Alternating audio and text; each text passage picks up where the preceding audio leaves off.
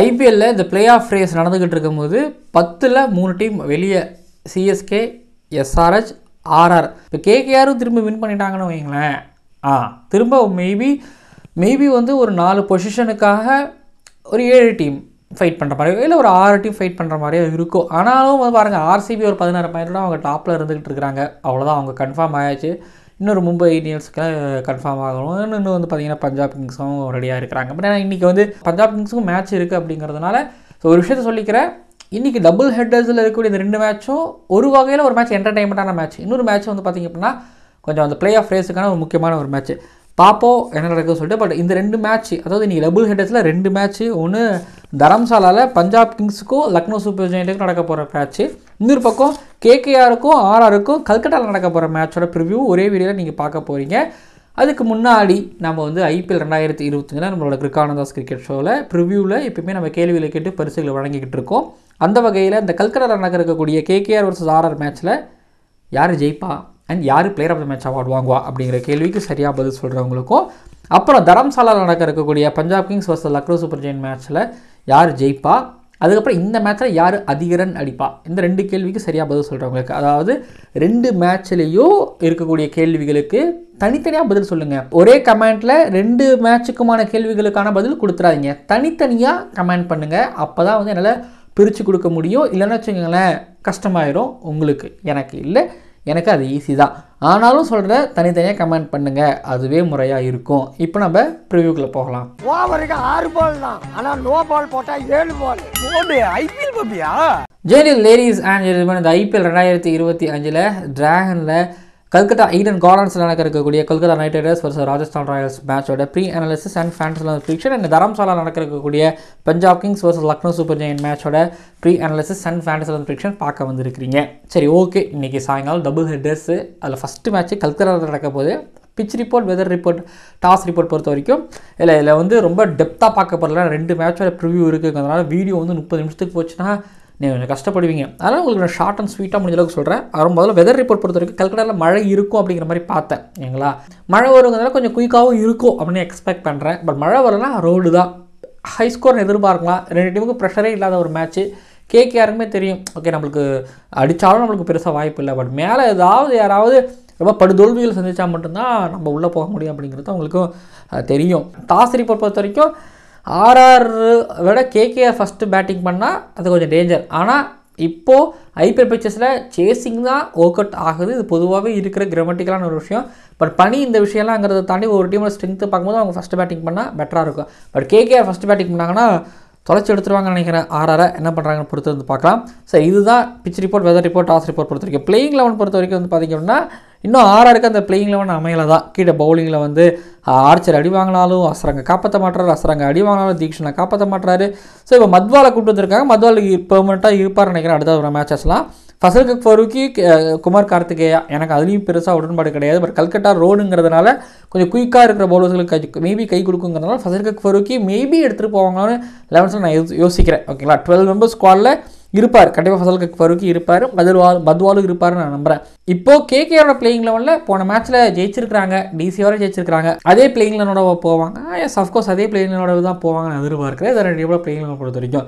இப்போ அடுத்ததாக பேட்டில் நேருக்கு நேரம் எடுத்துக்கிட்டிங்க அப்படின்னா, இல்லை நேருக்கு நேரெல்லாம் எதுவும் பேசுகிறதுக்கு எதுவுமே இல்லை. சரி, எனக்கு புரியுது, சூரியவன்ஷி ஒரு பக்கம் 100 அடித்து இப்போ டக் அவுட் ஆகி வந்திருக்கிறாரு.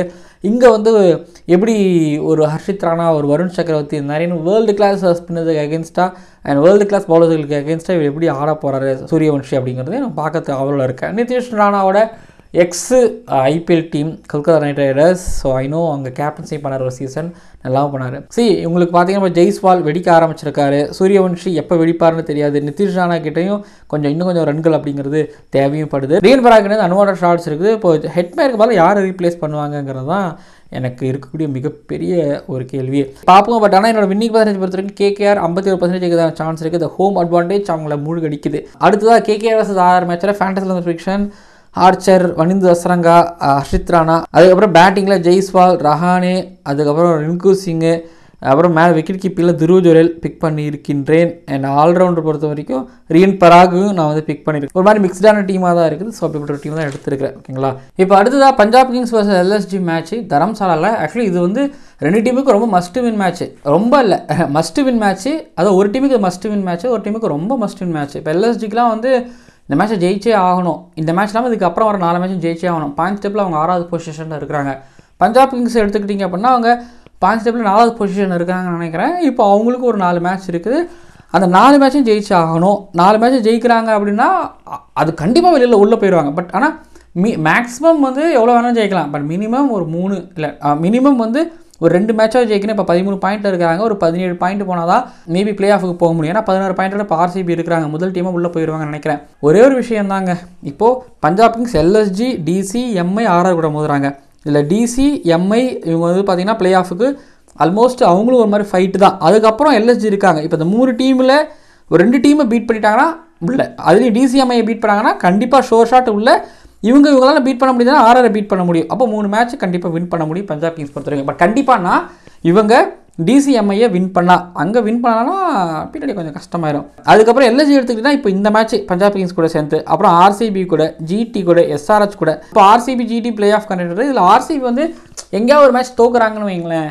இப்போ ஏதாவது ஒரு மேட்ச் சப்போஸ் தோக்குறாங்க இப்போ அடுத்தடுத்து வர மேட்ச்சில் அப்படின்னா இந்த மேட்ச்சை வின் பண்ணியே ஆகணும்னா கொஞ்சம் கஷ்டம் ஆயிரும். இப்போ GT எடுத்துக்கிட்டிங்கன்னா அவங்களும் ஆல்மோஸ்ட் பிளே ஆஃப் குவாலிஃபைட் ஆகிற டீம் தான். பட் ஆனால் அவங்க ஒரு மாதிரி டாமினேட் பண்ணிகிட்டு இருக்கிறாங்க. இதுதான் நிலவரம் பாயிண்ட்ஸ் டேபிள் பொறுத்த வரைக்கும். யார் உள்ளே போவாங்க இந்த கலவரம் அப்படிங்கிறத சொல்லுங்கள்.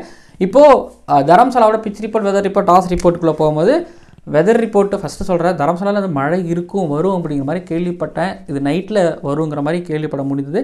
ஸோ அதுக்கப்புறம் தரம்சாலா ஃப்ரெஷ் பிச்சு, ஹை ஸ்கோர் எதிர்பார்க்கலாமா இல்லை மூவ்மெண்ட் எதிர்பார்க்கலாமா அப்படின்னா கிராஸ் எப்பவுமே இருந்துக்கிட்டு இருக்கும். வெயில் என்ன தான் அடித்தாலும் அங்கே ஈரப்பதம் இருக்குங்கிறதுனால கிராஸ் இருக்கும். மேபி சம்மரில் வேணால் விக்கெட் மாதிரி ட்ரையாக கூட இருக்கலாம். ஆனால் அது எந்த அளவுக்குன்னு எனக்கு தெரியல. பட் தரம்சாலா பொறுத்த வரைக்கும் நான் ரன் ஃபெஸ்ட் எதிர்பார்க்குறேன். பட் கொஞ்சம் ஃபால் பாலர்களுக்கு கொஞ்சம் ஸ்விங் இனிஷியலாக கிடைக்கலாம் அப்படின்னு எக்ஸ்பெக்ட் பண்ணுறேன். அதனால் வந்து பார்த்தீங்க அப்படின்னா இங்கே உமர் ஜாய், ஹர்ஷ்தீப் சிங் இவங்கெல்லாம் பயன்பெறுவார்கள். அந்த பக்கத்தில் ஒரு மாதிரி ஆவேஷ் கான், அப்புறம் மயங்க் யாதவ் இவங்களாம் இருக்கிறாங்க. இதில் கொஞ்சம் ஹார்டாக இருக்குங்கிறதுனால இதில் வந்து ரவி பிஷ்ணா எப்படி ஒய்டராக எடுத்துகிட்டு வருவார், உள்ளே எடுத்துகிட்டு வருவார், வெளியில் எடுத்துகிட்டு வருவார் அப்படிங்கிறத பார்க்கணும். ஓகேங்களா, பார்ப்போம். சார் பிச் ரிப்போர்ட் பொறுத்த வரைக்கும் நான் கொஞ்சம் மாதிரி பேட்டிங் பேரடைஸாக இருக்குன்னு எக்ஸ்பெக்ட் பண்ணுறேன். எந்த அளவுக்குன்னு தெரியல. டாஸை வின் பண்ணுற டீம் வந்து பஞ்சாப் கிங்ஸ் வின் பண்ணுறாங்கன்னா அவங்க ஃபஸ்ட் பேட்டிங் எடுக்கலாம். ஆனால் இப்போது IPL பொதுவாக ஃபஸ்ட் பேட்டிங் எடுத்தாங்கன்னா அது கொஞ்சம் மாதிரி பிரச்சனையே ஆகுது இல்லை, தோக்குறாங்கல்ல. அதுதான் பிரச்சனையே. கொஞ்சம் யோசிக்க வேண்டியது இருக்குது. ஒரு பெரிய ஸ்கோர் அடித்து அதை ரெஸ்ட்ரிக்ட் பண்ணுறதை பற்றி கொஞ்சம் அதிகமாக யோசிக்கலாம் என்னை பொறுத்த வரைக்கும். பார்ப்போம். இதுதான் pitch report, weather report, toss report பொறுத்த வரைக்கும். இப்போ பிளேயிங் 11 எடுத்துக்கிட்டிங்க அப்படின்னா இப்போ லக்னோ சூப்பர் ஜெயினில் எந்த விதமான மாற்றமும் பெருசாக இருக்காது. மயங்க் யாதவ் உள்ளே வந்துருக்காரு, பெருசாக மாற்றம் இருக்காது. பட் இந்த பக்கத்தில் கொஞ்சம் ஸ்விங்கு பவுன்ஸ்லாம் இருக்குன்னா உமர் ஜாயை கண்டிப்பாக 11ஸில் பார்க்கலாம். ஸோ இது போக வந்து பார்த்திங்க அப்படின்னா வேறு யாரையும் ஆட் பண்ண முடியாது. இதுதான் 11ஸ் பொறுத்த வரைக்கும். பஞ்சாப் கிங்ஸ் 11ஸ் பொறுத்த வரைக்கும். இப்போ பேட்டில் நேருக்கு நேர் எடுத்துக்கிட்டிங்க அப்படின்னா ஒன்றும் இல்லை, நீங்கள் நிக்லஸ் புரானை ஃபெயில் பண்ணிட்டீங்கன்னா நீங்கள் ஆமாம் LSGயை நீங்கள் ஃபெயில் பண்ண மாதிரி. ஏன்னா நிக்லஸ் புரானை தான் டிபெண்ட் பண்ணி தான் மேலே பேட்டிங் ஆர்டரே இருக்குது. 70, 75, 44, 12, 87 இந்த மேட்ச்சில் ஜெயிச்சிருந்துருப்பாங்க. இந்த 8 run, 11 run, 9 run, 27 run. So last 4 மேட்சாக நிக்லஸ் புரான் ஃபெயிலு. அதனால் வந்து பார்த்தீங்கன்னா அதனால் மட்டும் இல்லை, அதனாலையும் ஒரு காரணம். ஸோ அதனால் நிக்லஸ் புரானோட விக்கெட் ரொம்ப கீ. அப்புறம் அயோஸ் பதோனி எடுத்துக்கிட்டிங்க அப்படின்னா ஸ்ட்ரைக் ரேட் பார்க்காதீங்க, பட் ஓரளவு 30 ரன் அடிச்சு கொடுக்குறாரு அப்படிங்கிறதுனால அவர் இருக்கும் போதெல்லாம் அந்த பக்கத்தில் யுஸ்வேந்திர சஹல் எடுத்துகிட்டு வருவாங்களா. ஆனால் நீங்கள் யோசிச்சு பார்த்தீங்கன்னா நிக்லஸ் புரானுக்கு அப்புறம் பண்ட்டு தான் வரணும். ஆனால் அதுக்கு முன்னாடி பதோனியை ப்ரொமோட் பண்ணிட்டாங்கன்னா ஏன்னா பண்ட் அங்கே பிரச்சனையாக இருக்காரு. ஆனால் சமாது கொஞ்சம் அப்படி சொல்ல முடியாது. அப்படியே வந்து ஒரு 30 ரன் அடிக்கிறாரு. மில்லர் காட்டியும் கொஞ்சம் முன்னாடி ப்ரொமோட் பண்ணுறாங்க, யூஸ்ஃபுல்லாகவும் ஆடிட்டு இருக்காரு. ஆனால் என்ன சில நேரத்தில் வின்னிங் பர்ஃபார்மன்ஸாக அது மாற மாட்டேங்குது. இதுதான் LSG இருக்கிற பிரச்சனையாக. ஸோ பவுலிங்கில் நான் ஆக்சுவலாக டவுட்டே கிடையாதுங்க. எனக்கு வந்து செகண்ட் ஹாஃப் நல்லா பண்ணிடுவாங்க. அங்கங்கே என்றைக்காவது ஒரு மேட்ச் மிஸ் ஆகும், இப்போ ஒரு ஓவர் 2 ஓவர் மிஸ் ஆகும். பட் மற்றபடி பார்த்தீங்கன்னா அவனுக்கு கன்சிஸ்டண்ட்டாக போட்டு இருந்துகிட்டு இருக்காங்க, சந்தேகமே இல்லை. இப்போ பஞ்சாப் கிங்ஸோட பேட்டிங் எடுத்துக்கோங்க, ஹெவியாக டாப் 4 டாப் 3 இருக்குது. இப்போ பிரியன்ஷ் ஆரியா, பிராப் சிம்ரன்ஸ் இவங்கெல்லாம் கையை பிடிச்சலாம் கூப்பிட்டு போவானா போட்டு எல்லாரையும் வெளுக்கிறாங்க. இப்போ நியூ பாலில் எனக்கு என்ன யோசிக்கிறேன்னா ஆவேஷ் கான் இன்கேஸ் ஷர்துல் தாக்கர் உள்ளே கொண்டு வந்தாங்கன்னா என்ன எப்படி போடுவார் அப்படிங்கிறத நான் நினைக்கிறேன். பட் ஆனால் ஸ்பின்னர்ஸில் பாருங்களா, ஹர்ப்ரீத் பரார் இருக்கார், சஹல் இருக்காங்க, அப்புறம் ஃபாஸ்ட் பவுலிங்கால உமர் ஜாய், அப்புறம் மார்க் ஆன்சன், அதுக்கப்புறம் ஹர்ஷ்தீப் சிங். ஸோ இவங்க எல்லாமே இருக்கிறாங்க. இந்த ட்ராப்லேருந்து எப்படி பஞ்சாப் கிங்ஸோட பேட்டர்ஸ் தப்பிக்க போகிறாங்க பொறுத்திருந்து பார்க்கலாம். பட் வின்னிங் பெர்சன்டேஜ் பொறுத்த வரைக்கும் நான் 52% நான் பஞ்சாப் கிங்ஸ் பக்கம் வைக்கிறேன். நான் பஞ்சாப் கிங்ஸ் ஜெயிப்பாங்கன்னு எனக்கு தோணுது. அதுக்கப்புறம் ஃபேண்டசி அசோசியேஷன் பொறுத்த வரைக்கும் ஆல்ரவுண்டரில் மார்க் ஆன்சன், அதுக்கப்புறம் பேட்டிங்கில் ஸ்ரேயாஸ் ஐயர், பிரியன்ஷ் ஆர்யா, மிச்சில் மார்ஷ், அப்புறம் விக்கெட் கீப்பிங்கில் நிக்லஸ் புரானை பிக் பண்ணிட்டு இருக்கிறேன். அண்ட் அப்புறம் பவுலிங்கில் சஹல், அதுக்கப்புறம் திக்வேஷ் இவங்கெல்லாம் வந்து என்னோட டீம். ஸோ இவங்களோட கேப்டன் வைஸ் கேப்டனை பொறுத்த வரைக்கும் நான் வந்து ஸ்ரேயாஸ் ஐயர் பக்கம் ஒன்று கொடுக்குறேன், நிக்லஸ் பூரான் பக்கம் கொடுக்குறேன் நான். ஸோ எனக்கு தெரிஞ்சு இவங்க பெருசாக ஸ்கோர் பண்ணுவாங்கன்னு நான் நினைக்கிறேன். பார்ப்போம் என்ன நடக்குன்னு சொல்லிட்டு. அண்ட் நீங்கள் மறக்காமல் சப்ஸ்கிரைப் பண்ணுங்கள், பக்கத்தில் பெல் ஐக்கனை கிளிக் பண்ணுங்கள். பார்க்கலாம் அடுத்த வீடியோக்குள்ளே. ஓவருக்கு 6 பால் தான், ஆனால் நோ பால் போட்டால் 7 பால். ஐபிஎல் பப்பியா?